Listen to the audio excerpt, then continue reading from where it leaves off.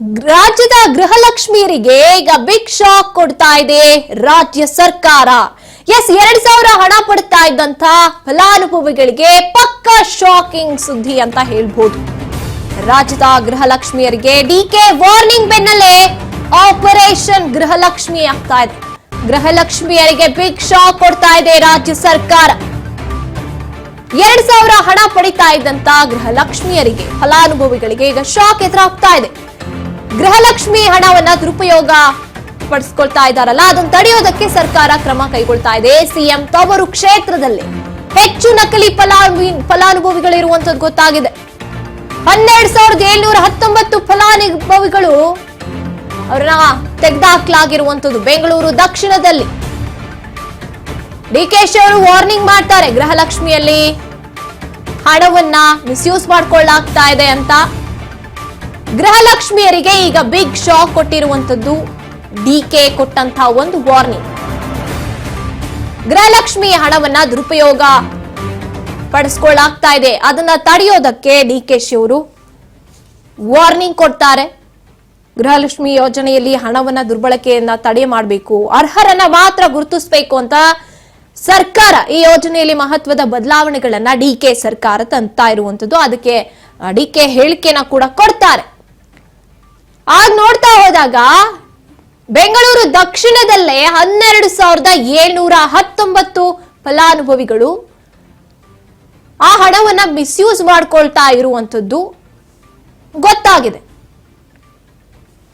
ಗೃಹಲಕ್ಷ್ಮಿಯರಿಗೆ ಈಗ big shock ಎದುರಾಗ್ತಾ ಇದೆ. ಇನ್ನು ಮೃತಪಟ್ಟವರು ಹಾಗೇನೆ ತೆರಿಗೆ ಪಾವತಿಸುವವರು ಅವರು ಸೇರಿದಂತೆ ಅರ್ಹತೆಯ ಮಾನದಂಡಗಳನ್ನ ಮೀರಿದವರ ಹೆಸರುಗಳನ್ನು ಕೂಡ ಪಟ್ಟಿಯಿಂದ ತೆಗೆದುಹಾಕಲಾಗ್ತಾ ಇದೆ. ಇದು ಈ ರೀತಿಯಾಗಿ ಅರ್ಹತೆ ಇಲ್ಲದೆ ಇರೋರು ಕೂಡ ಯಾರು 2,000 ಹಣವನ್ನ ಪಡ್ಕೋತಾ ಇದ್ರು ರಾಜ್ಯ ಸರ್ಕಾರದ ಗೃಹಲಕ್ಷ್ಮಿ ಯೋಜನೆಯ ಅಂಡರ್, ಅವರಿಗೆ ಇದು ಬಿಗ್ ಶಾಕ್.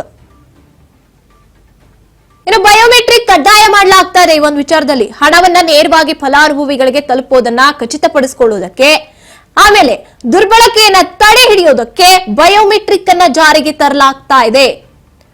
ಹಾಗಾಗಿ ಯಾರ್ಯಾರು ಮಿಸ್ಯೂಸ್ ಮಾಡ್ಕೋತಾ ಇರ್ತಾರಲ್ಲ ಅವರಿಗೆಲ್ಲ ಈಗ ಅಲರ್ಟ್ ಆಗ್ತಾ ಇರ್ತಾರ. ಅವರು ಮೃತರ ಖಾತೆಗೂ ಕೂಡ ಜಮೆ ಆಗ್ತಾ ಇತ್ತು ಗೃಹಲಕ್ಷ್ಮಿ ಹಣ 2,000 ರೂಪಾಯಿ.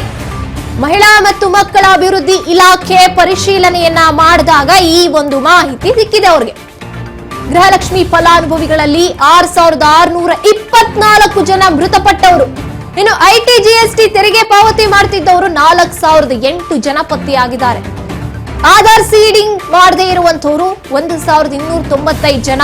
ಕನಕಪುರ ಕ್ಷೇತ್ರದಲ್ಲಿ 3,058 ಜನ ಮೃತ ಫಲಾನುಭವಿಗಳು.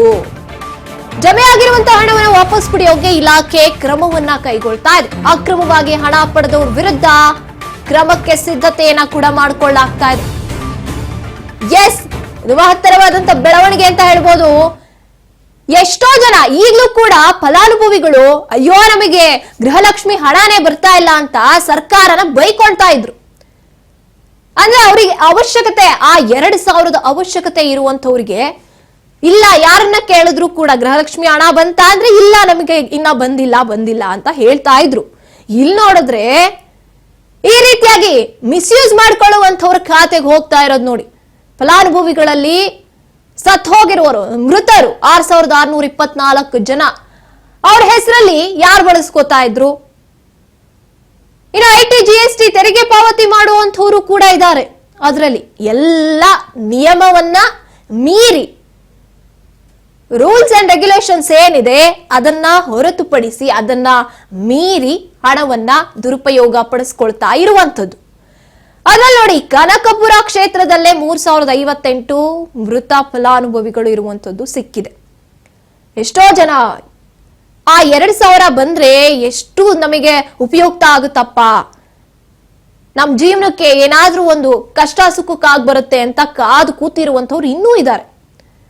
ಅದಕ್ಕೇನೆ ಸಿದ್ದರಾಮಯ್ಯನವರು ಗೃಹಲಕ್ಷ್ಮಿ ಯೋಜನೆಯನ್ನ ತಂದಿದ್ದಂತಹ ಸಂದರ್ಭದಲ್ಲಿ ಹೆಣ್ಮಕ್ಳು ಅಂದ್ರೆ ಫಲಾನುಭವಿಗಳು ಕೈ ಎತ್ತಿ ಮುಗಿತಾ ಇದ್ರು.